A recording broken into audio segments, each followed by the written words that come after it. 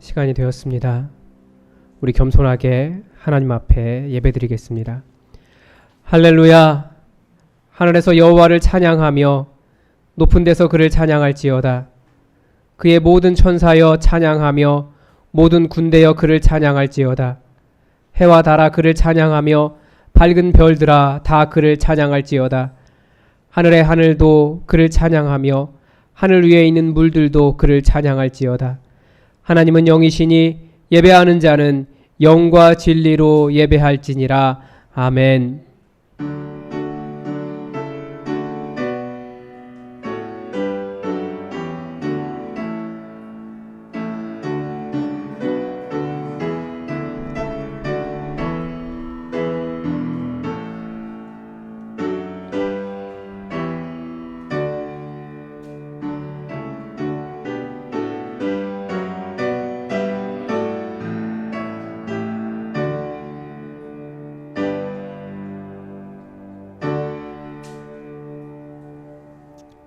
사랑과 은혜가 풍성하신 하나님 아버지, 힘들었던 한 주간의 삶을 뒤로하고 거룩한 주일 아침 겸손한 마음으로 주님 앞에 나왔습니다. 오늘도 하나님께 영광을 돌리기 위하여 마음을 모아 여러 상황 가운데 컴퓨터 앞이든지 TV 앞이든지 성전에 나왔든지 주의 얼굴을 구하는 백성들을 기억하시고 드리는 기도와 찬송과 예물을 받아 주옵소서. 감사함으로 드리는 우리의 예배를 온전한 번제처럼 흠향해 주시기를 원합니다. 세상 사람들은 자신의 능력과 재물을 의지하며 살지만 저희들은 오직 주님만을 바라보며 주님만을 의뢰하고 있사오니 주여 이 예배를 통하여 저희들의 심령을 다시 한번 견고하게 붙잡아 주옵소서. 예수님의 이름으로 기원하옵나이다. 아멘. 우리 다 함께 자리에서 일어나셔서 찬송가 20장 9절로 하나님 앞에 경배드리겠습니다.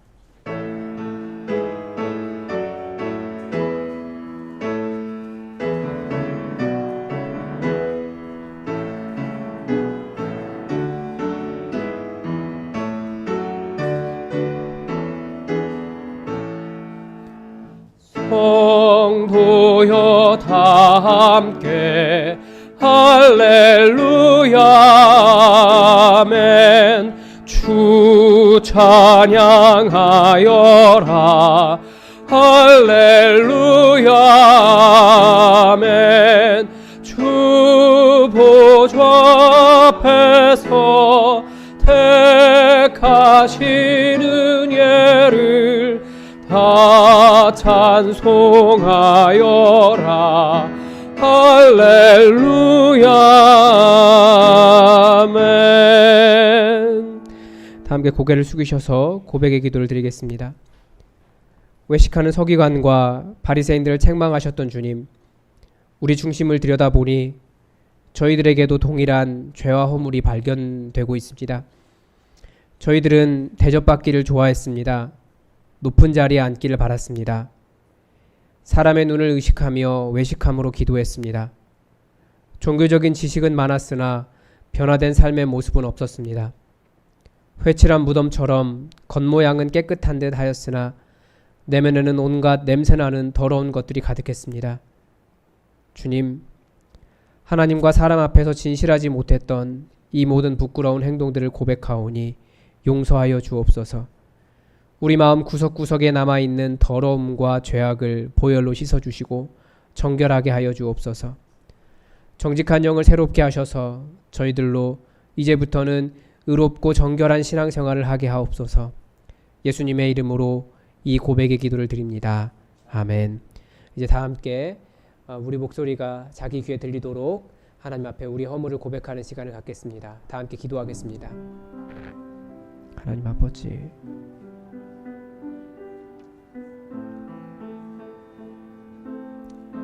죄송합니다. 목사로서 더욱더 정결한 마음, 온전한 마음으로 살아야 할 텐데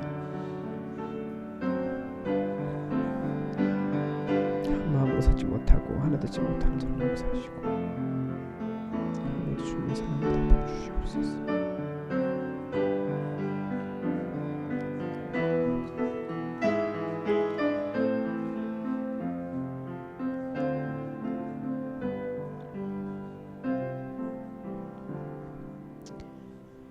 여기에 우리를 용서하시는 하나님의 말씀이 있습니다.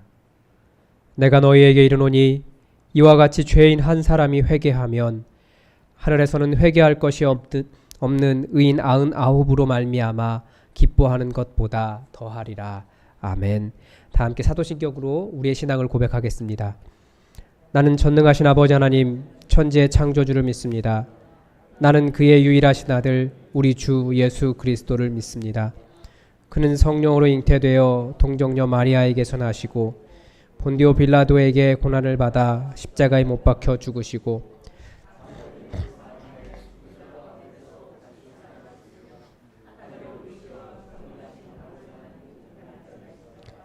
거기로부터 살아있는 자와 죽은 자를 심판하러 오십니다. 나는 성령을 믿으며 거룩한 공교회와 성도의 교제와 죄를 용서받는 것과 몸의 부활과 영생을 믿습니다. 아멘. 교독문 19번 시편 32편 말씀으로 하나님의 말씀을 교독하겠습니다. 교독문 19편입니다.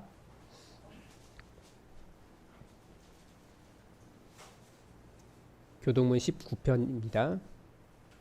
19번 허물의 사함을 받고 자신의 죄가 가려진 자는 복이 있도다.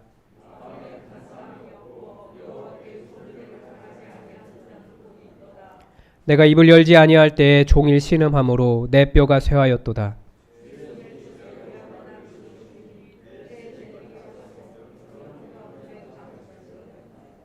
주께 내 죄를 아뢰고 내 죄악을 숨기지 아니하였더니 이로 말미암아 모든 경건한 자는 주를 만날 기회를 얻어서 주께 기도할지라.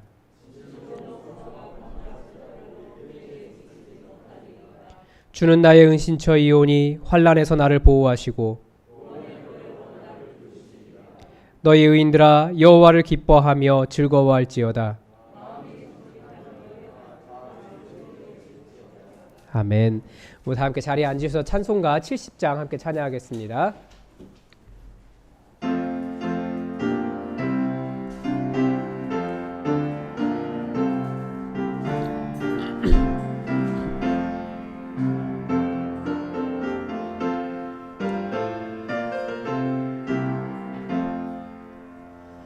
피난처 있으니 환난을 당한 자이리오라.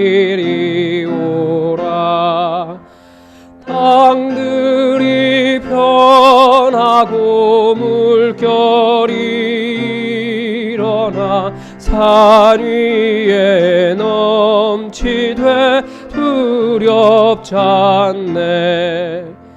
이방이 떠들고 나라들 모여서 진동하나.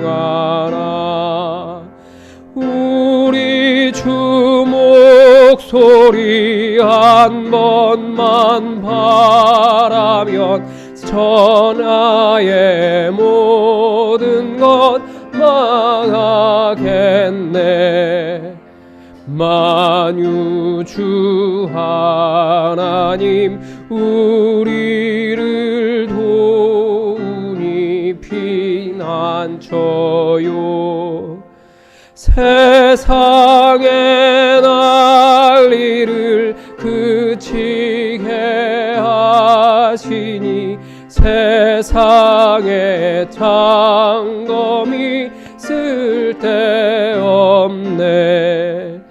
높으신 하나님 우리를 구하니 할렐루야.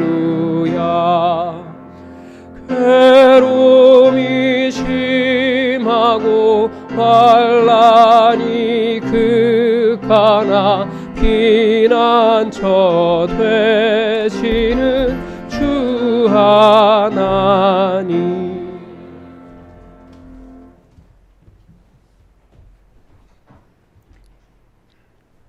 계절의 주인이시며 역사의 주관자 되시는 하나님을 찬양합니다. 지루한 장마 기간과 코로나로 인하여 우리 삶이 많은 지장을 받고 있지만 그래도 저희들에게 건강을 허락하시고 발걸음을 아버지 앞으로 인도하시어 머리 숙여 예배하게 하시니 감사합니다. 하나님은 저희들에게 생명을 주심으로 진리의 삶을 살도록 허락하셨지만 지난 주간의 삶이 하나님께 온전하지 못했음을 고백합니다. 우리 열심과 최선으로 하나님을 기쁘게 할 수 없사오니 이 시간 주님의 보혈로 저희를 씻기시고 회복시켜 주시옵소서. 코로나로 인해 온 세계가 힘들고 어려운 시간을 보내고 있습니다. 특히 코로나로 인해 애쓰고 있는 공무원들과 의료계에 종사하고 있는 이들을 기억하여 주시고 그들이 지치지 않고 일할 수 있도록 강건케 하여 주시옵소서. 코로나로 인하여 장기간 예배에 나올 수 없는 교우들에게 하나님을 향한 열정과 간절함이 더 뜨거워지게 하시고 그들이 어디에 있든지 신실한 하나님의 예배자로 살아가게 인도하여 주시옵소서. 코로나로 인하여 교회 학교가 침체되지 않게 하여 주시옵소서. 어지럽고 어려운 시간 속에서도 하나님을 더욱 찾는 학생들이 되게 하여 주시옵소서. 하나님 아버지, 주님이 핏값으로 이곳에 귀한 제단을 세우셨음을 믿습니다. 하나님이 택하심을 받아 주님의 제자가 된 우리 모두가 하나님을 경외하고 이웃과 형제를 사랑하는 귀한 교우들이 되길 원합니다. 코로나 이후 새로운 질서 안에서 교회가 나아갈 길을 찾고 교회다움을 실천하며 변하는 시대에 변하지 않는 복음을 전할 수 있는 예수 품암 교회가 되길 기도합니다. 아직 미비하고 허술한 것이 많이 있지만 우리들이 중심을 보시는 주님이심을 믿사오니 저희들이 애씀을 기억하여 주시고 예수 품암 교회가 내실 있는 교회로 성장할 수 있도록 축복하여 주시옵소서. 주님께 마음과 몸으로 헌신하는 봉사자를 위해 기도합니다. 주님께서 그들을 기억하사 그들이 수고와 헌신을 통하여 하늘나라가 확장되는 은혜를 내려 주시옵소서. 신는 대로 거둔다고 말씀하셨으니 하나님이 주신 것으로 애쓰며 날마다 주님 앞에 간절함으로 기도하여 응답받는 삶이 되게 하여 주시옵소서. 최철규 담임 목사님에게 주의 능력을 덧입혀 주시옵소서. 예수 그리스도를 위해 수고하며 몸된 교회의 성도들을 위해 애쓰고 있사오니 주의 사랑으로 채워주사 영육 간의 강건함을 주시옵소서. 오늘 말씀을 전하시는 목사님의 말씀으로 복음을 삶으로 써갈 힘을 얻게 하시고 땅끝까지 복음을 전하려는 영적인 충만함을 가득 부어 주시옵소서. 이 모든 간구를 예수님의 이름으로 기도드립니다. 아멘.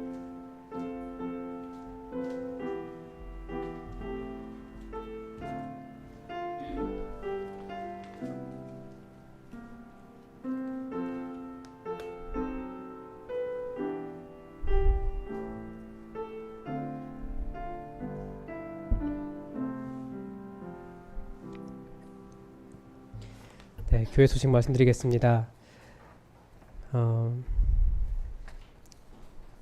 이 코로나 바이러스 상황 가운데서도 예배 자리를 지켜주셔서 감사합니다. 방역 수칙 잘 지켜주시고 몸이 조금 안 좋으시면 집에서 예배를 드리셔도 괜찮습니다. 그리고 서울 경기 지역을 중심으로 해서 다시 확산되는 조짐이 나타나고 있습니다.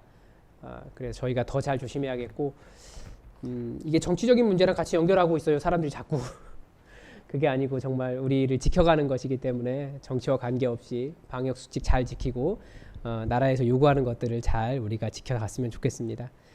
우리 2020학년도 2학기 예품 사랑 장학생 신청을 오늘까지 받습니다. 신청서를 작성하셔서 윤은숙 원사님에게 제출해 주시기 바랍니다. 교회 새벽기도의 참고 교재인 매일성경 9월호에서 10월호가 나왔습니다. 아침 묵상을 하나님께서 허락하시는 하루를 열어가시기 바랍니다. 어제도 교회 청소 열심히 감당해 주셔서 감사합니다. 정말 땀 뻘뻘 흘려가면서 감당해 주시는 모습을 보고 참 감사하다는 생각 많이 했는데 또 명단을 확인하시고 이번 주일 토요일에도 또 잘 감당해 주시기 바랍니다.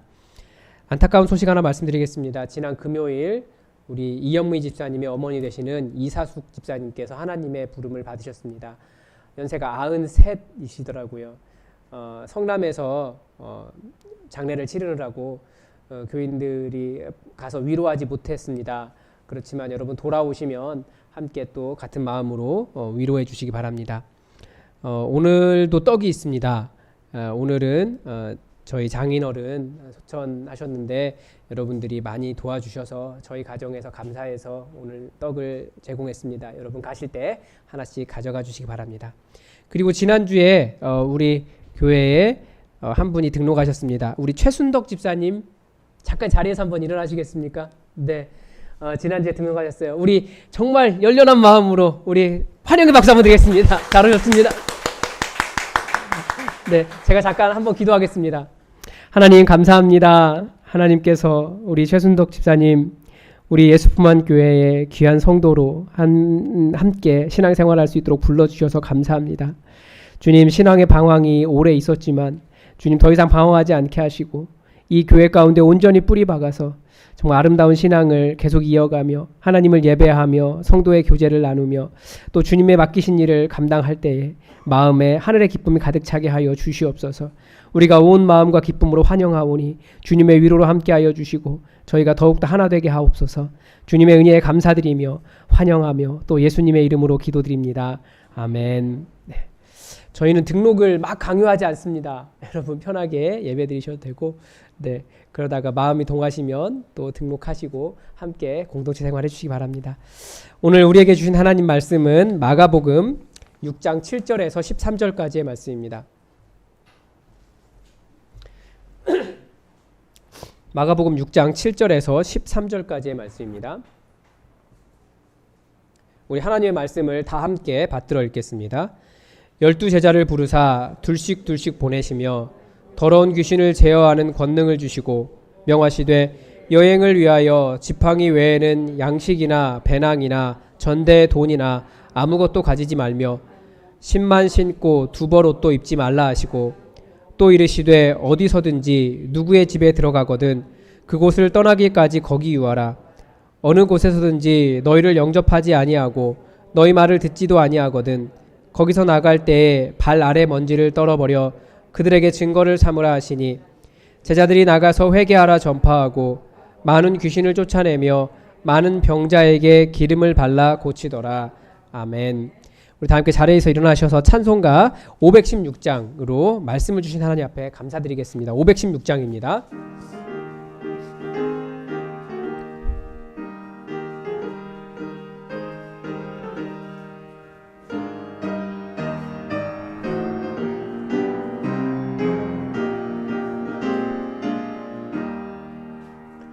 옳은 길 따르라 의의 길을 세계 만민의 참된 길 이 길 따라서 살기를 온 세계에 전하세 만 백성이 나갈 길 어두운 밤 지나고 동튼다 환한 빛 보아라 저 빛 주 예수의 나라 이 땅에 곧 오겠네 오겠네 주 예수 따르라 승리의 주 세계 만민이 나갈 길과 진리요 참 생명 내 창검을 부수고 다 따르라 화평왕 어두운 밤 지나고 동튼다 환한 빛 보아라 저 빛 주 예수의 나라 이 땅에 곧 오겠네 오겠네 놀라운 이 소식 알리어라 세계 만민을 구하려 내 주 예수를 보내신 참 사랑의 하나님 만 백성이 따를 길 어두운 밤 지나고 동튼다. 환한 빛 보아라 저 빛. 주 예수의 나라 이 땅에 곧 오겠네 오겠네. 고난 길 헤치고 찾아온 길, 많은 백성을 구한 길, 모두 나와서 믿으면 온 세상이 마침내 이 진리에 살겠네.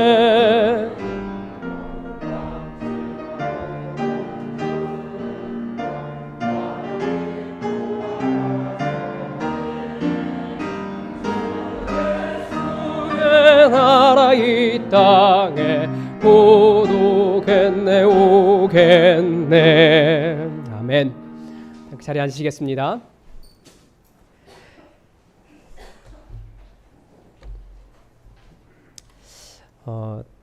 이 목회자마다 항상 자기 옆에 두고 자주 읽는 어떤 그 영성 작가들이나 뭐 그런 글들 책들이 있습니다.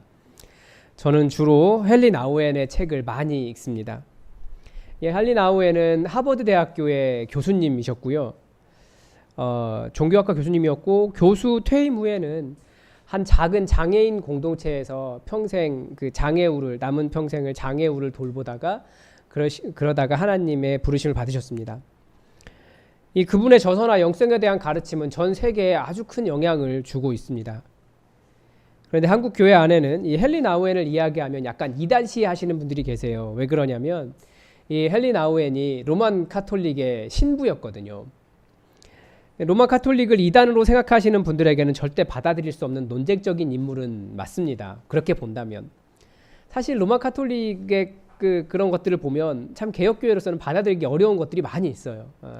그 명동성당 그 주보라고 하나요? 그거 딱 보면 첫 마디가 딱 걸려요. 마리아 얘기할 때부터. 어렵죠. 그런데 제가 헨리 나우엔을 읽으면서 아직까지는 그런 면을 발견하지는 못했습니다. 그러니까 헨리 나우엔이 로만 카톨릭의 신부였지만 또 개신교와도 대화를 할 수 있는 아주 좋은 인물이고요. 오히려 그 개혁교회가 개혁을 한다고 하면서 많은 것을 버려버렸거든요. 좋은 것들도. 그래서 그렇게 함께 버려진 영성이라고 하는 것들을 배울 수 있는 아주 좋은 통로입니다. 그런데 제가 아주 좋아하는 영성 작가이지만 헨리 나우엔을 읽을 때마다 한 가지 드는 의문이 있어요. 여러 통찰을 많이 보여주고 있는데 왜 전도에 대한 내용이 없지? 라는 생각을 가끔 하게 됩니다. 뭐 전혀 없다고 말할 수는 없죠. 그렇지만 우리가 생각하는 수준의 그런 적극적인 전도에 대한 이야기 그렇게 많이 하지 않습니다. 저는 전도에 대해서 관심이 많이 있거든요. 그럴 때마다 이 헨리 나우엔의 책을 읽으면서 왜 전도에 대한 내용이 없지? 라는 것을 느낄 때마다 이 사람이 로만 카톨릭 전통이었지? 라는 것을 깨닫게 됩니다. 이 로만 카톨릭 전통은 전도를 그렇게 강조하지 않습니다. 왜냐하면 뭐 처음부터 그러지는 않았을 거예요. 그런데 최소한 로만 카톨릭이 종교로서 어떤 영향력을 발휘할 시기 아니면 종교로서 신학이 발달할 그 시기에 사실 전도가 주요 이슈가 아니었습니다. 왜냐하면 온 세상이 그러니까 유럽 전체 로마 제국 전체가 다 이미 다 믿는다고 하고 있었기 때문에 전도를 해야 할 필요성이 없었던 거죠. 그래서 이미 믿는다고 하는 사람들의 신앙을 어떻게 더 고취시킬까에 대한 신학, 뭐 영성, 교리교육, 뭐 이런 것들이 훨씬 더 발달을 했습니다. 개혁교회처럼 그렇게 공격적으로 나가서 전도하지 않았습니다. 지금도 로만 카톨릭의 전도 방법은 어디 가서 사는 거예요. 그냥 살다가 성당 짓는 거죠. 성당 지으면 사람들이 와요. 또 왜 옵니까? 이 성당 같은 경우에는 성당의 문턱을 넘는 그 턱을 굉장히 많이 낮춰줬어요. 교회에 오려면 사람들은 걸리는 것이 많이 있잖아요. 나 술도 마시는데, 담배도 피우는데, 뭐 제사도 지내야 되는데 많이 있지만 천주교는 다 무너뜨려줬잖아요. 술 마셔도 되고, 담배 피워도 되고, 제사도 지낼 수 있고. 그러니까 사람들이 가기 쉬운 거예요. 뭐 그런 것들이 있습니다. 뭐 코로나 사태만 봐도 그렇습니다. 성당은 자꾸 오지 않아도 된다라고 강조를 해요. 물론 우리도 그렇게 오지 않아도 된다고 강조를 하는데, 이야기를 하는데, 사람들은 그렇게 느끼지는 않는 것 같아요.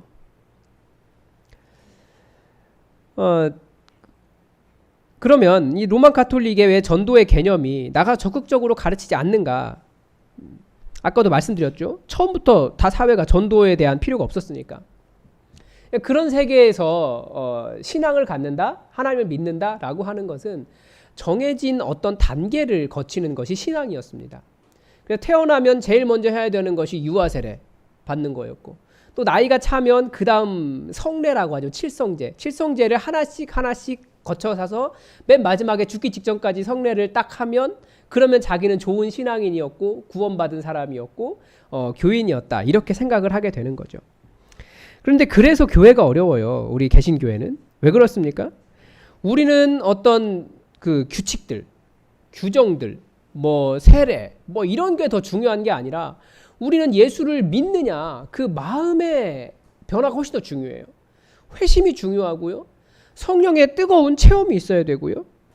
성령의 임재, 뭐 이런 어떻게 측량될 수 있거나 아니면 어떤 정해진 과정이 아니라 정말 그 개인과 하나님만이 아는 그런 관계 속에서 깊이 하나님을 만나야 우리는 예수 믿는 사람이다라고 말하는 그런 어려움이 있습니다. 그래서 그리고 또 하나가 개혁교회는, 특히 한국교회는 정말 아무것도 없는 맨 땅에 교회를 세워왔기 때문에 우리는 계속해서 나가서 적극적으로 복음을 전해야만 했습니다. 그런데 사실 이렇게 적극적으로 복음을 전해라 라고 하는 것이 예수님의 가르침입니다. 적극적으로 나가서 복음을 전하라 하는 명령이 사실 예수님 시대에도, 그러니까 예수님이 계셨던 그 예수님 지역이 그 팔레스타인 지역에서도 굉장히 낯선 개념이에요. 왜 그렇습니까? 당시 유대인들, 유다 그 땅, 이스라엘 사람들은 다들 여호와 하나님 믿는다는 사람들이었거든요. 그런데 그들에게 나가서 복음을 전해라? 뭔가 좀 어폐가 있지 않습니까? 그래서 예수님께서 그들에게 나가라 라고 하는 말씀과 이 시대에 나가라고 하는 말씀이 다른 거예요. 가지고 나가야 될 말씀이. 예수님이 그 땅을 봤을 때 그 사람들이 믿는다고 하지만 하나님의 권능과는 아무런 관계가 없었습니다. 하나님의 말씀도 몰랐고 귀신 들려 있었고 기도할 줄도 몰랐습니다. 그렇게 입으로는 믿는다고 하지만 아무런 능력이 없는 시대에, 그 사회에 예수님은 제자들에게 하나님 나라를 가르쳐 주셨고 그들이 나가서 복음을 전함으로써 하나님 나라를 확장시키셨습니다. 그러니까 무슨 말입니까? 로마 카톨릭처럼 어떤 단계를 거쳐서 우리가 믿는 사람입니다 라고 말하는 것에 부족함이 있다는 거예요. 분명하게 하나님을 만나고 성령에 충만하고 말씀을 제대로 알고 하나님께로 돌아와야 되는 개인적인 회심의 변화들이 있지 않으면 우리가 믿는다고 말하는 것이 사실은 굉장히 무의미한 말이 있을 수 있어요. 무의미한 말일 수 있어요. 믿는다고 하지만 착각하는 걸 수 있어요. 뭐 그런 건 다 나중에 이야기하겠습니다. 아무튼 오늘은 이 전도에 대한 사명, 이 사명이 이 시대에는 우리들에게 주어져 있습니다. 분명히 그 시대, 예수님의 시대와는 차이가 있지만 오늘 본문을 통해서 예수님께서 제 아들을 파송하시면서 보여주신 어떤 전도의 기본 개념에 대해서 우리가 오늘 배워볼 수 있습니다. 예수님께서 제 아들을 파송하시면서 본문 7절은 이렇게 시작합니다. 12제자를 부르사 둘씩 보내시며 더러운 귀신을 제어하는 권능을 주시고, 본문의 첫 번째 두 동사는 부르사 보내시며입니다. 누가 불렀습니까? 예수님이 불렀습니다. 누가 보내셨습니까? 예수님이 보내셨습니다. 왜 보내셨습니까? 예수님을 대신하라고 보내신 거예요. 전도의 첫 번째 개념은 뭡니까? 전도란 바로 예수님을 대신해서 예수님의 이름으로 예수님의 일을 하는 것이 전도입니다. 그래서 전도자 속에는 어떤 자의식이 있어야 됩니까? 내가 또 다른 예수다라고 하는 자의식이 있어야 돼요. 뭐 이만희처럼 내가 그리스도다 이렇게 얘기하는 것이 아니라 나를 통해서 세상에 예수님을 보기 때문에 내가 예수라고 하는 그런 생각 가지고 예수님의 일을 감당해야 된다는 거예요. 이것이 부르셔서 보내심을 받은 사람들, 우리의 첫 번째 사명, 첫 번째 자의식입니다. 그렇기 때문에 우리는 전도자로서 말과 행동을 조심해야 돼요. 항상, 한때만 아니라, 전도할 때만이 아니라 항상 조심하셔야 됩니다. 그리고 언어라고 하는 게 말이 전부가 아니잖아요. 그렇기 때문에 말 이외에 비언어적인 요소가 언어에 훨씬 더 많은 부분을 차지하고 있기 때문에 눈빛, 행동, 마음가짐 다 조심하셔야 돼요. 어떻게까지요? 내가 예수다라고 될 때까지. 우리가 다들 예수님을 생각할 때 무엇을 생각합니까? 인자하신 예수님. 그 말은 곧 나에게도 인자를 요구하는 거예요. 사랑이 많으신 예수님. 나에게서 그 예수님과 같은 모습이 드러나지 않는다면 그러면 우리는 자신을 좀 회개해야죠. 아, 내가 사랑이 없었구나. 우리 예수님을 생각하면 그 눈빛만 봐도 녹아들 것 같은 그 영성의 깊이가 있는 그런 사랑 많으신 예수님 기억하지 않으십니까? 기대하지 않으십니까? 그럼 내가 그런 사람으로 변화되어야 된다는 거예요. 그래서 전도는 복음을 전하는 것이기도 하지만 내가 먼저 변화되는 것도 됩니다. 예수님처럼. 그런데 또 하나는 생각해 봐야 될 것이 그러면 무엇을 전해야 되는가? 메시지도 우리가 생각해 봐야 돼요. 오늘 본문은 아주 단순하게 예수님의 제자들은 회개하라 라고 전파했다라고 말씀은 가르쳐 줍니다. 아까도 말씀드렸다시피 그 사회는 이미 다 여호와 하나님을 믿는다고 말하는 사회였기 때문에 그들에게 회개하라 라고 하는 메시지와 우리 시대에 회개하라고 하는 메시지는 틀립니다. 그들은 이미 여호와 하나님에 대한 전제를 가지고 있어요. 그게 아니라 그래서 우리 시대에는 우리가 전해야 될 첫 번째는 예수 그리스도입니다. 예수 그리스도. 우리 메시지의 핵심은 예수 그리스도를 믿게 하는 데 있어요. 그러면 그분의 무엇을 믿게 하는 겁니까? 이 성경이 공통적으로 한 4가지 정도를 이야기하고 있습니다. 복음서든지 서신서든지. 첫 번째가 뭐냐면 자, 그 전에 우리가 복음을 열심히 전할 때 외운 말씀이 있어요. 로마서 10장 10절. 사람이 마음으로 믿어 의에 이르고 입으로 시인하여 구원에 이르느니라.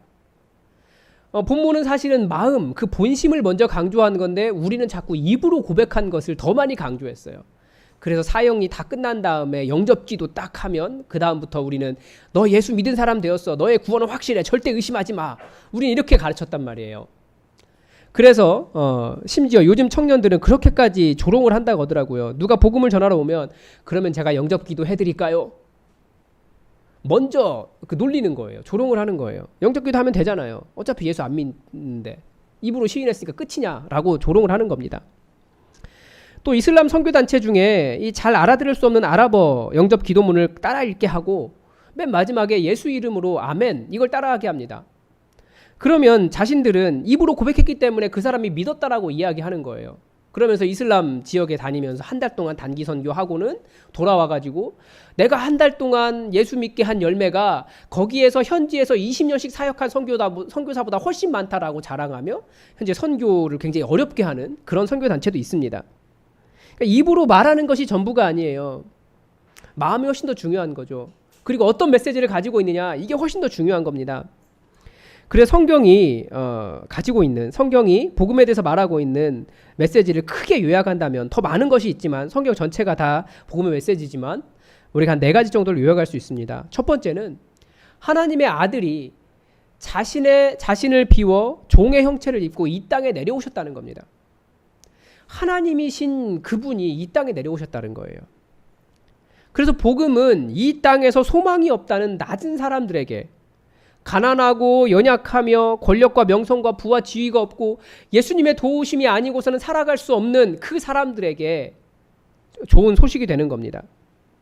예수님께서 오셔서 함께 해주시거든요. 그렇게 되려고 하늘 보좌를 버리시고 내려오셨거든요. 멀리 계신 하나님이 아니라 우리와 함께 계시는 하나님으로 우리에게 오셨거든요. 두 번째는 그분이 십자가에서 모든 인류의 죄를 대신해서 희생제물이 되셨다는 겁니다. 온 세상의 신앙들은 다들 어떤 노력이 필요합니다. 그 종교에서 소위 성공하려면 그 종교의 신의 도움을 받으려면 성공해야 돼요. 선행을 쌓아야 하고 어떤 종교적인 원리들을 잘 지켜야 됩니다. 그래야 복을 받는다고 말하고 그래야 어떤 단계에 이른다고 말해요. 그러나 복음에서는 예수님이 다 하신 거예요. 그래서 복음은 예수님의 그 일을 받아들이고 예수님의 사랑하심과 용서하심, 용납하심을 받아들이는 것만으로도 충분합니다. 그래서 교회에서 가장 비복음적인 생각이 뭐냐면 내가 주일 성수도 했고 11조도 잘하고 직분도 있고 봉사도 많이 하고 교육도 잘 받았기 때문에 나는 교회에서 떳떳하다라고 생각하는 그 생각이 가장 비복음적인 생각입니다. 그러면 자기 공로를 의지하는 거예요. 그건 다른 종교는 하는 거죠. 교회는 그렇지 않아요. 우리는 다 죄인입니다. 죄인이기 때문에 용납받았고 나의 연약함과 나의 부족함, 오히려 죄인임을 깨달을수록 그 사람이 더 복음에 합당한 사람입니다. 그래서 교회에는 내가 떳떳해 라고 말하는 사람보다 저는 죄인입니다, 그렇게 겸손한 사람들 때문에 교회가 교회되는 겁니다. 복음이 더 복음되는 겁니다. 세 번째는 그분은 새로워질 만물의 첫 열매로서 사망 권세를 깨시고 부활하셨다는 겁니다. 이것이 복음의 압권이죠. 이것이 사람들이 복음을 믿느냐 믿지 않느냐를 결정하는 부분이에요. 사람이 죽었다가 살 수 있다? 우리 생각으로는 이해가 안 되죠. 성령님이 임하셔서 그 사람을 감동시키며 그 사람의 속사람을 뒤집어 놓을 때까지 잘 믿어지기 어려운 내용입니다. 그러나 우리는 이 믿음 때문에 아직 오지 않은 미래를 믿음으로 살아가고 있습니다. 우리가 발을 디디고 사는 이 땅은 여전히 사망과 어둠의 땅이지만, 죄가 가득하고 악이 지배하고 있지만, 무엇보다도 다들 죽음이라고 하는 종말을 향해 달려가고 있지만, 우리는 그 이후에 다가올 세상을 예수님을 통해서 보았고, 그래서 우리도 그 세상을 준비하고 있는 겁니다. 그래서 우리의 소망은 항상 부활에 있어요. 네 번째로 그분이 승천하셨다가 다시 오실 것이라는 겁니다. 우리는 주님이 다시 오실 그날을 기다리고 있습니다. 그날이 있기 때문에 우리는 이 땅에 그리스도인으로 살아가는 지금의 고난을 견디며 또 복음을 전하는 겁니다. 이 네 가지 정도가 성경에서 복음에 대해서 어떤 우리가 메시지를 이야기할 때 다들 공통적으로 이야기하고 있는 겁니다. 그리고 예수님의 복음 사역은 이런 메시지뿐만 아니라 실질적인 회복을 가져옵니다. 예수님께서 제 아들을 보내실 때 그냥 보내신 것이 아니라 귀신을 제어하는 권능을 주셨어요. 복음은 모든 것을 변화시킬 수 있습니다. 불가능하다고 하는 것도 변화시킬 수 있습니다. 귀신이라고 하는 존재, 그 당시까지만 해도, 예수님 오시기 전까지만 해도 누구도 쫓아낼 수 없다는 것이었어요. 그러나 예수님의 말씀 한마디에, 제자들의 말씀 한마디에, 명령 하나에 귀신들이 떠나가기 시작했습니다. 이 사회도 마찬가지예요. 교회가 가는 곳마다, 복음이 전해지는 곳마다 실제적인 변화들이 일어났습니다. 불가능하다고, 안 된다고 하는 일들이, 그런 변화들이 일어났습니다. 한국 사회는 무슨 일이 일어났습니까? 교회가 들어오고 주로 가난이 벗겨졌습니다. 또 무지가 벗겨졌습니다. 가르치지 않았는데 가르치기 시작했습니다. 또 차별이 벗겨지기 시작했습니다. 지금 얼마나 좋은 세상이 되었습니까? 물론 여전히 많이 있지만. 또 슬픔과 우울함도 벗겨졌습니다. 사람들의 마음을 만지기 시작한 거죠. 또 음란함이 벗겨졌고요. 깨어진 가정이 회복되었습니다. 이 모든 것이 영적 전쟁 안에 있기 때문에 교회가 가는 곳마다 실제적인 변화들이 일어나고 있는 겁니다. 진정한 복음의 역사는 지금도 이런 일들을 계속해서 해 나가고 있습니다. 이 모든 일들이 예수님이라면, 예수님이 오시면 예수님 그분이 하나님이시기 때문에 믿는 자에게 일어나는 변화들입니다. 그래서 복음은 이런 일들을 행해 나가고 있습니다. 또 하나, 예수님께서 제 아들을 보내실 때 둘씩 보내셨다고 되어 있습니다. 여기서 복음을 전하는 두 번째 개념, 지난주에도 잠깐 말씀드렸고 수요일도 말씀드린 팀전도에 대해서 배울 수 있습니다. 지난주 수요일에 이렇게 겹쳐서 임직자 교육에서 전도에 대한 내용을 다뤘습니다. 많은 분들이 오셨지만 다시 한번 다 같이 정리해보는 시간이 필요한 것 같습니다. 우선 전도는 누구 하는 겁니까? 네, 전도사라는 이름이 있지만 전도사가 하는 게 아니고요. 우리 모든 성도의 다 의무입니다. 요즘은 개별 전도가 어려워요. 그래서 우리는 전도를 목장에서 팀 전도로 하려고 합니다. 예수님께서 둘씩 보내셨듯이 우리는 목장이 하나 되어서 함께 전도하려고 해요. 이 팀 전도를 하면 좋은 점이 있습니다. 사람들이 전도할 때 가장 큰 장애물이 있어요. 그게 뭔가요? 사실 누군가에게 나가서 예수 믿으세요 말하는 것은 굉장히 두려운 것입니다. 그래서 팀 전도를 하면 사실은 그 두려움을 없앨 수 있어요. 함께 가기 때문에. 그리고 또 각자의 단점을 보완해 줄 수 있습니다. 한 사람은 부족하거든요. 만약에 목장에 어떤 분이 새로 오셨는데 그분을 어떻게 챙기지를 못하고 잘 돌보지 못할 수 있지만 같이 하면 돼요. 왜요? 어떻게 해요? 어떤 사람은 잘 대접하는 사람이 있습니다. 또 어떤 사람은 그분에게 딱 맞는 좋은 선물을 고를 수 있는 능력이 있어요. 제가 그게 제일 못하거든요. 저에게는 저희 아내가 잘합니다. 예쁘게 꾸밀 수 있는 사람도 있고요. 요리를 잘할 수 있는 사람도 있고요. 분위기를 좋게 이끌어가는 사람도 있고요. 또 복음에 대해서 아주 지식이 있어서 복음을 정확하게 전달할 수 있는 사람이 다 있습니다. 그래서 목장 안에서 이렇게 함께 팀 전도를 하면 단점보다도 오히려 서로의 연약함을 보충해 가면서 그렇게 시너지가 더 높아질 수 있습니다. 그래서 목장을 보면 하나님께서 각 사람에게 성령을 부으신 이유가 온전케 하심이구나를 깨달아 알 수 있는 거예요. 그게 목장입니다. 그리고 또 목장 안에는 목장 안에서 팀 전도할 때는 목장 안에 잘 나오지 않는 목원들을 먼저 전도해야 됩니다. 그러니까 적응하지 못한 사람 있잖아요. 그게 먼저 첫 번째 전도 대상이에요. 멀리 가서 찾지 마시고. 그러니까 교회 안에서도 마찬가지입니다. 교회 안에서도 어떤 목장에 잘 적응하지 못하거나 목장에 들어가지 않은 성도나 아니면 목장 안에 있지만 목장에 적응하지 못하는 그 사람들이 목장 전도의 첫 번째 대상자입니다. 그러면 조금 더 구체적으로 목장에서는 어떻게 전도해야 될까요? 목장이 보통 일주일에 한 번씩 모이는 것이 원칙인데요. 그래서 일주일에 한 번 정도 만나서 교제를 나눌 수 있는 사람을 전도 대상자로 정하셔야 됩니다. 그래서 전도수첩에 기록하는 거예요. 그런데 또 전도수첩에 기록한다고 해서 모두가 다 복음을 전해야 할 나의 전도 대상자는 아니에요. 기도하면서 각 사람들 놓고 기도하면서 하나님께서 보여주신 한 사람을 놓고 그 사람과 매주 만나시면서 그 사람의 상황을 들어주십시오. 왜 교회 나오지 못하는지, 지난주에 말씀 나눴잖아요. 왜 교회 나오지 못하는지 그 사람들 마음속에 이렇게 걸려있는 것이 있어요. 그것을 해결하도록 여러분 기도해 주셔야 됩니다. 그리고 또 목장이기 때문에 함께 기도하는 겁니다. 상황을 나누고. 이게 사역이에요. 그러니까 우리가 사역, 봉사 여러 가지로 생각할 수 있지만 가장 먼저 되는 사역은 복음 전하는 겁니다. 그래서 함께 기도하십시오. 기도하면 됩니다. 분명히 상황을 나누다 보면 이 사람이 이런 부분에 문제가 있어요. 그러면 그 부분 해결하도록 기도하는 거죠. 때로는 시간이 지나면 그 사람에게 도전하는 거죠. 너 왜 예수 못 믿냐? 그럼 무슨 얘기 할 거 아니에요. 그러면 그거 되면 예수 믿겠냐? 라고 하면 그거 목원들과 함께 내놓고 같이 기도하는 거예요. 하나님, 이 사람이 이거 해결되면 예수 믿는다고 하는데 교회 나온다고 하는데 하나님 그거 해결해 주십시오. 그러면 하나님께서 가만히 있으시겠습니까? 아니요. 그 전에 우리가 그 일을 이루기 위해서 더 간절히 우리가 기도할 것을 하나님은 요구하세요. 그러니까 우리에게 전도 대상자가 있고 그 사람의 문제가 이것이라면 그것이 해결되기를 먼저 우리에게 기도하기를 요구하십니다. 그러면 새벽 기도 나오고 또 목원들과 같이 모여서 기도하고 간절히 기도하면서 하나님의 일을 이루어 가야 되는 거죠. 그래서 기도한 만큼 사역이 일어납니다. 그 다음에 옥토로 만들어야 돼요. 옥토가 뭡니까? 이렇게 자갈도 없고 씨 뿌리게 좋고 열매 맺기 좋은 그런 땅 아닙니까? 사람들 방금도 말씀드렸지만 예수 믿지 못하는 자갈들이 마음속에 있거든요. 그것들을 이렇게 제거해 줘야 돼요. 그런데 여러분 사람의 마음속에 맺혀져 있는 그 응어리는 어떻게 풀어집니까? 어떻게 빼낼 수 있습니까?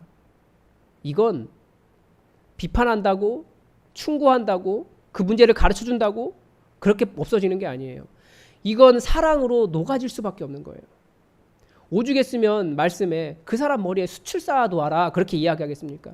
뜨거운 그 은혜로 그 사람이 다 그 속에 맺혀진 것이 다 녹아서 없어질 때까지 그렇게 사랑을 베풀어주고 기다려주고 이야기 들어주고 함께 해주고 또 그 사람에게 필요가 있으면 또 내가 가진 것들 가져다가 이렇게 갖다주고 그러면서 그 사람의 마음을 녹이는 거예요. 그러면서 그 사람 안에 있는 자갈들 큰 돌들이 다 녹아지고 없어질 때까지 우리는 옥토로 만드는 작업들을 해야 됩니다. 그리고 목장으로 초청을 하는 거죠. 그런데 그냥 무조건 초청하는 것이 아니라 어느 정도 와도 되겠다라고 하는 상태가 될 때까지 기다려 주셔야 되고요. 그리고 그렇게 목장에 오기 전에 이미 목원들 중에 한 두세 사람과 친해진 사람이 있어야 돼요. 그 관계 안에 들어와야 됩니다. 그래야 목장 안에 들어와서도 또 아는 사람이 있으니까 함께 이야기하고 소외되지 않을 수 있어요. 비슷하게 교회에 누군가를 데려올 때도 마찬가지입니다.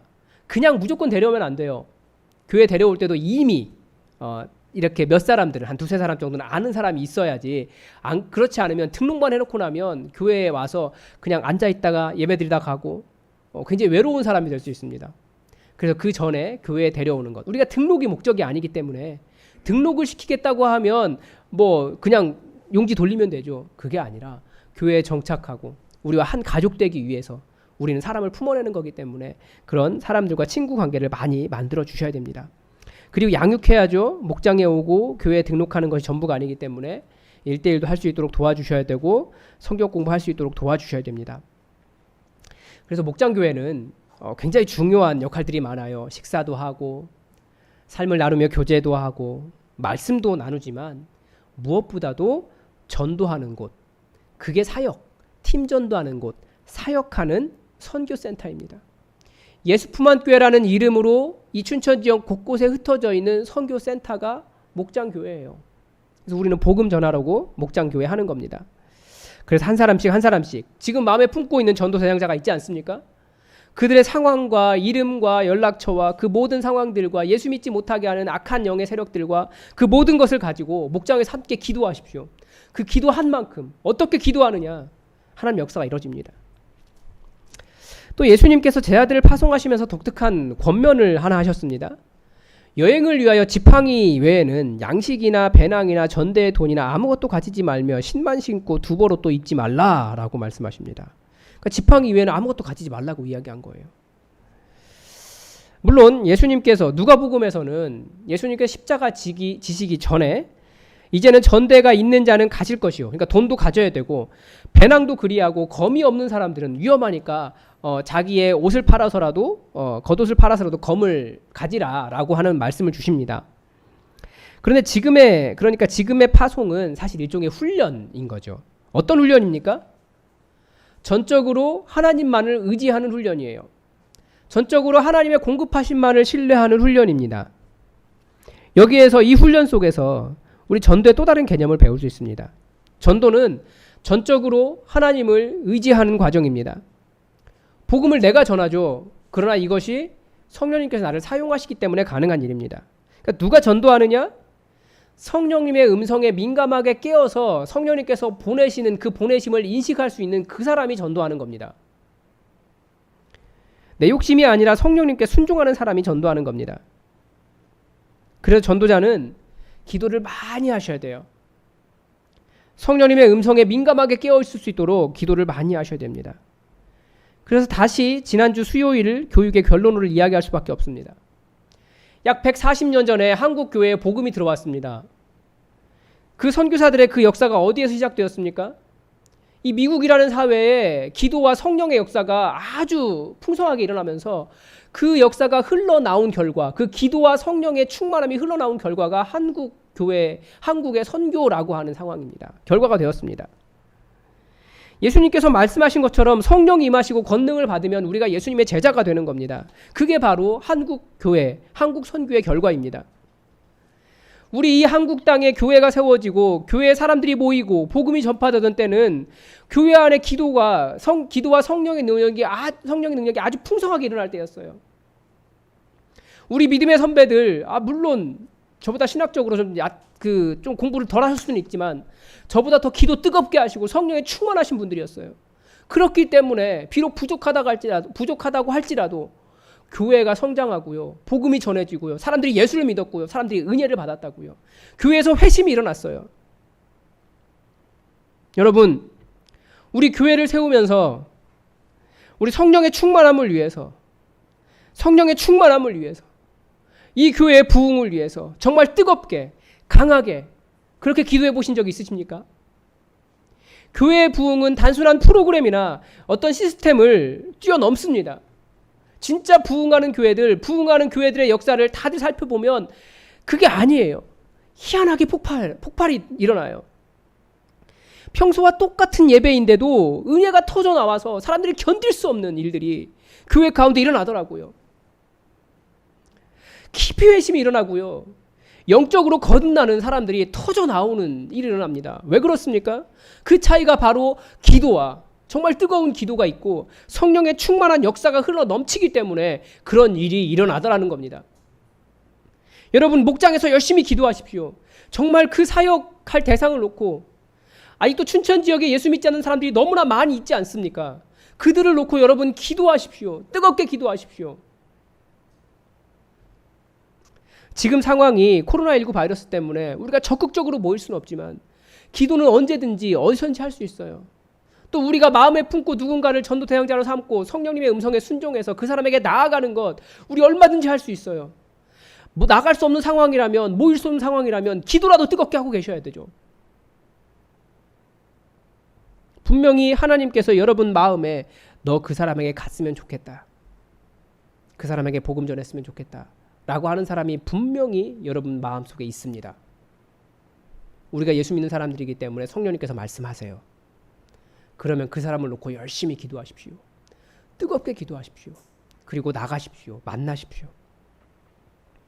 우리 공동체의 기도가 달라질 때, 성령의 충만함이 달라질 때 진정한 전도가 흘러넘치게 될 겁니다. 오늘 본문은 예수님께서 제자들을 파송하신 결과를 이렇게 적고 있습니다. 제자들이 나가서 회개하라 전파하고 많은 귀신을 쫓아내며 많은 병자에게 기름을 발라 고치더라. 아주 놀라운 열매가 맺혔습니다. 제자들도 예수님과 같은 일을 해냈습니다. 사람들에게 개인적인 회개의 변화가 있었고 귀신도 떠나가고 많은 병자들이 치유가 되었습니다. 기름이 사람을 고치는 것이 아니니까 그건 일종의 상징행위이기 때문에 꼭 기름을 발라야 된다 이렇게 생각하시면 안 돼요. 예수님은 그 침 뱉어서도 이렇게 흙 이겨서 바르기도 하셨고 그랬으니까 그게 중요한 게 아니에요. 그건 상징행위이기 때문에 치유는 하나님께서 하시는 일입니다. 형태가 중요한 게 아니죠.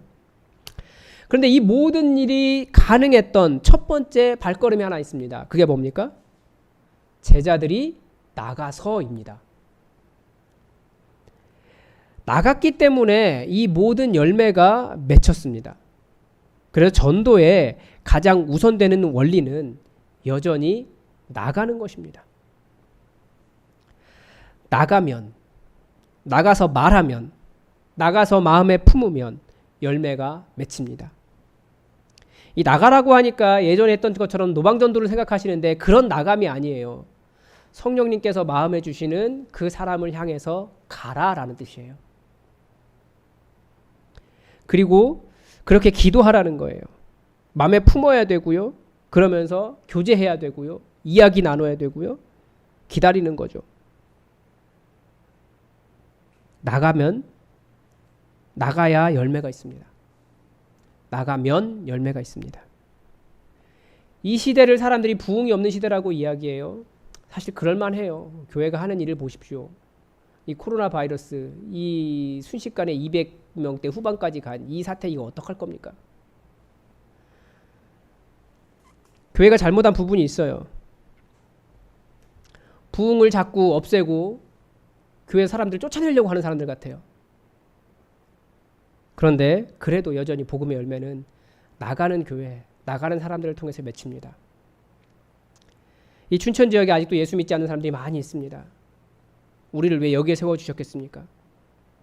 복음의 열매 맺으라고. 우리는 보내심을 받기 위해 부름받은 사람들입니다. 그것이 제자입니다.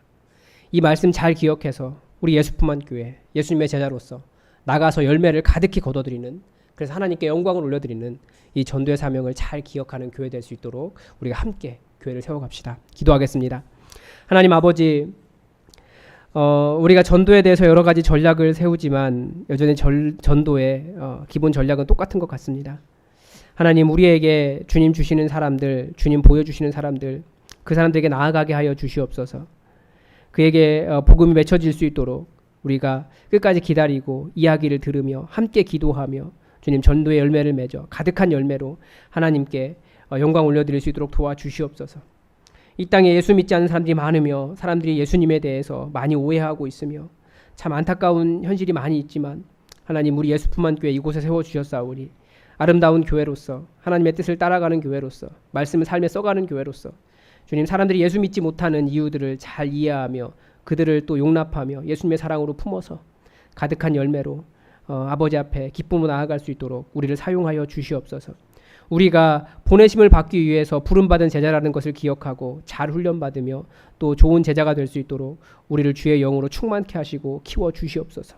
무엇보다도 우리 교회에 기도와 성령의 충만한 역사가 터져 나오기를 원하오니 우리 교회 가운데 함께하여 주시옵소서. 주님께서 우리에게 보여주신 말씀을 이루기를 원하오며 예수님의 이름으로 기도드립니다. 아멘. 우리 함께 찬송가 240장 함께 찬양하겠습니다.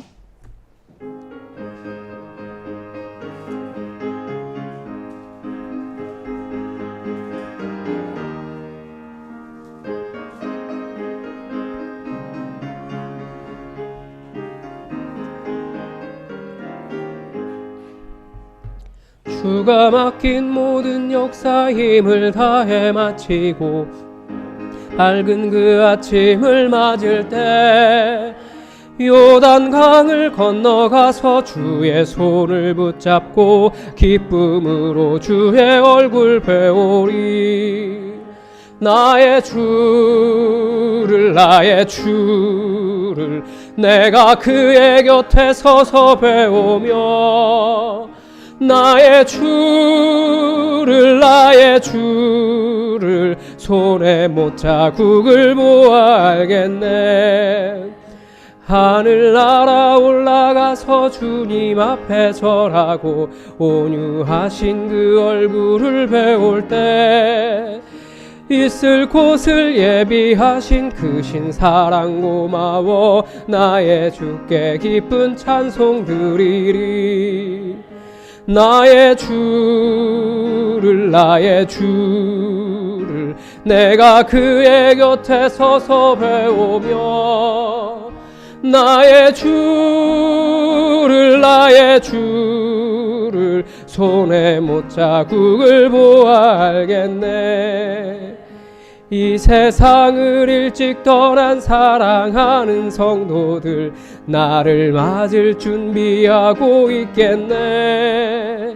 저희들과 한 소리로 찬송 부르기 전에 먼저 사랑하는 주를 배우리. 나의 주를 내가 그의 곁에 서서 배우며 나의 주를 손에 못자국을 보아 알겠네. 영화로운 시온 성에 들어가서 다닐 때 흰 옷 입고 황금길을 다니며 금고문고 맞추어서 새 노래를 부를 때 세상 고생 모두 잊어버리리. 나의 주를 내가 주의 곁에 서서 배우며 나의 주를 손에 못자국을 보아 알겠네. 아멘. 다 함께 자리에서 일어나셔서 찬송가 50장 1절을 부르시면서 하나님 앞에 예물 드리겠습니다.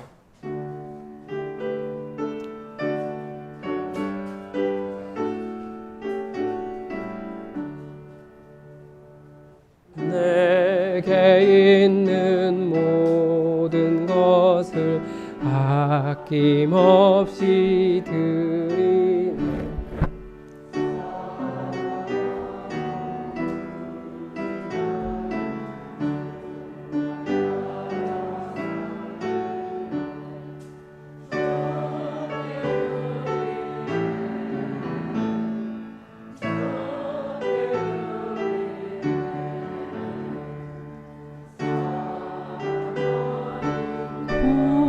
주 앞에 모두 드리네.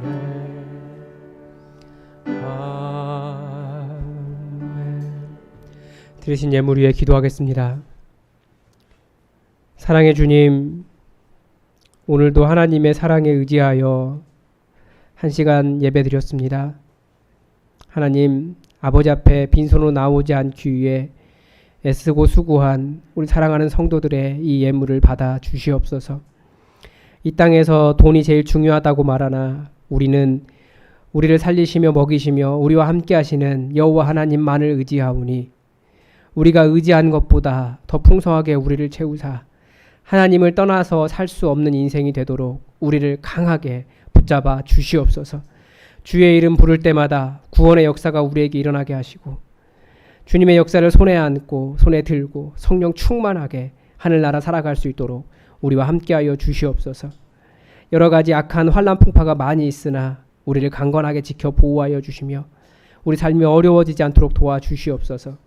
특별히 약속 있는 예물을 드리며 주님의 은혜를 기다리오니 약속하신 대로 하늘문을 여시고 이 땅의 창고가 쌓을 곳이 없도록 가득 채워 주시옵소서.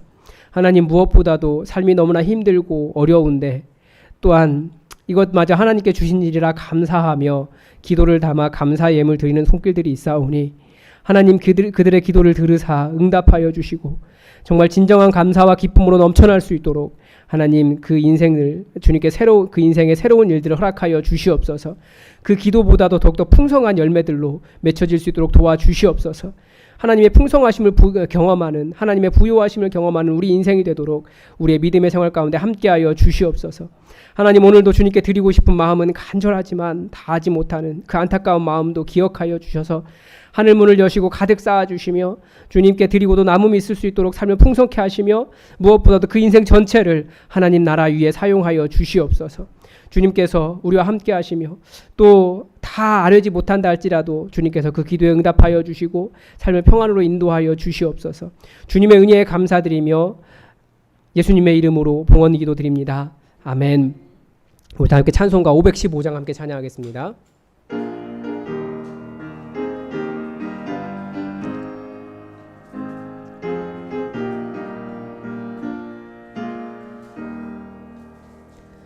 눈을 들어 하늘 보라. 어지러운 세상 중에 곳곳마다 상한 영의 탄식 소리 들려온다. 빛을 잃은 많은 사람 길을 잃고 헤매이며 당자처럼 귀진하니 믿는 자여 어이할꼬.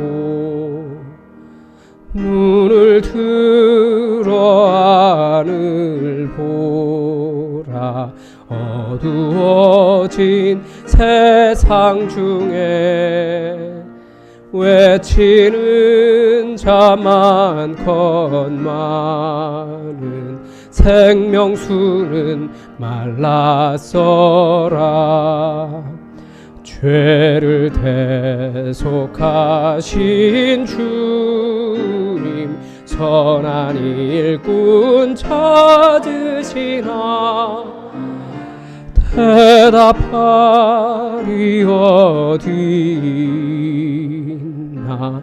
믿는 자여 이할꼬. 눈을 들어 하늘 보라. 살아계신 주 하나님 약한 자를 부르시어 하늘 뜻을 전하셨다. 생명수는 홀로 예수 처음이요 나중이라. 주님 너를 부르신다. 믿는 자여 어이할꼬. 눈을 들어 하늘 보라. 다시 사신 그리스도